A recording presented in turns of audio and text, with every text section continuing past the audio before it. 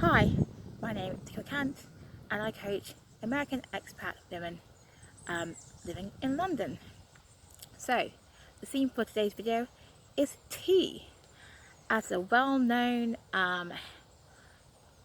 duo and group sang, I'm sure you'll know, let's talk about tea. Let's talk about tea. Yes, that's right. Tea is something that you will need to get by in London. I mean, we do drink coffee, but tea really is where it's at. So, let's get down to tea 101. First up, we use a kettle, and that boils water to make tea. Second up, tea in America is not considered real tea in London. So if you drunk Lipton tea, that's not real tea. Anything other than a English breakfast tea is considered a real tea. If it is not that, then it's not tea.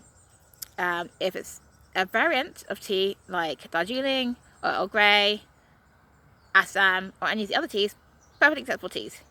But yes, we take tea very, very seriously, as you might imagine. So, let's talk about common phrases that you might hear around asking for tea. Someone might say, fancy a cuppa. So that's fancy a cuppa. I know that sounds like a very strange thing to say, but that means, would you like some tea? They also may say, fancy a brew, or fancy spot of tea, which is, again, asking for tea. And as we just learned, a kettle boils water. If you say, I'll put the kettle on, someone would expect you to be making tea. So leading on from that, if you say, I'll make a tea round, obviously we will be expecting you to make the tea.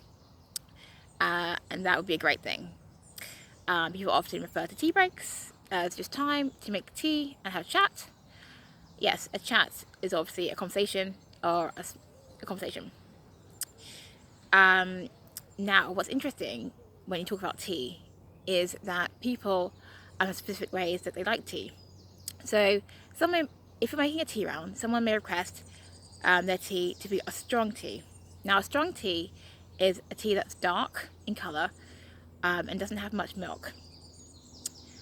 A weak or milky tea would be a tea that has a lot of milk.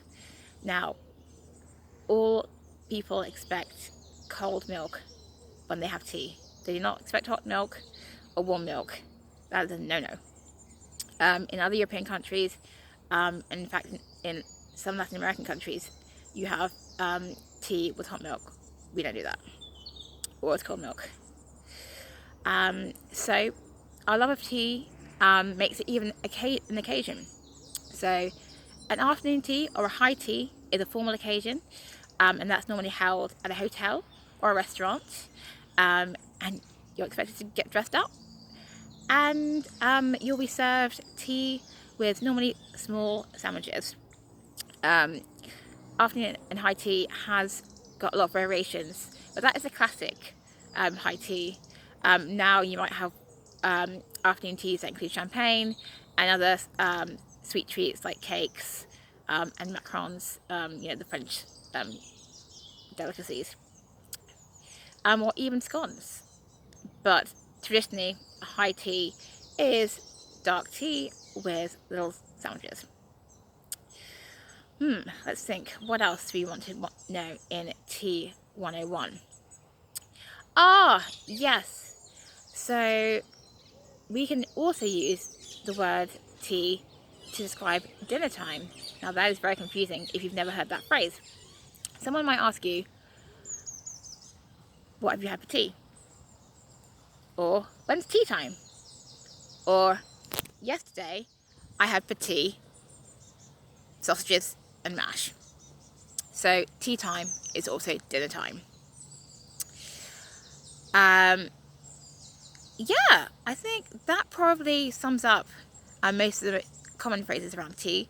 I think I'm just going to add one more, and that is Elevenses. And that's a mid-morning snack and tea around 11 or late morning. Yeah, so I hope that you found all these tea phrases helpful, and it's just useful to know because things like a cuppa will be very unfamiliar, and tea time being dinner time is also probably something that's quite unfamiliar. So these phrases will just help you just to kind of, ease your way in understanding some of the common phrases which we love to use around tea. Hopefully you'll learn to love tea too. If not, there's always coffee. All right, well, you're wonderful, fabulous, and marvelous. Have a fantastic and beautiful day, and take care. Bye now.